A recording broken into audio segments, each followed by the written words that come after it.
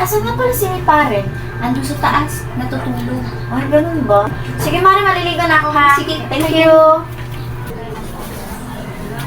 Ay, Mare, baka pwedeng doon ako sa taas magbihis. O sige, Mari, walang problema. Sure? Sige, thank you. Sige.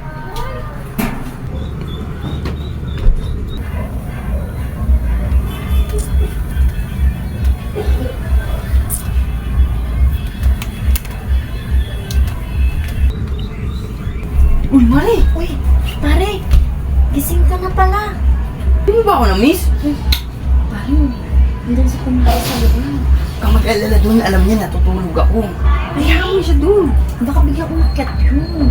Hindi niya nakita doon. Na-miss kita, Mare ha. Ito pare, mas namas kita eh.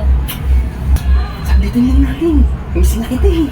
Saglit, baka hanapin ako ni Kumari. Hindi yan akong bahala sa'yo. Sigurado ka? Mare, tapos ka na ba magbihis? Ang tagal mo naman ata. Oo, Mare! Patapos na rin ako. Pababa na rin. Mare, Oh, ang sarap pala magbihis dun sa taas nyo, no?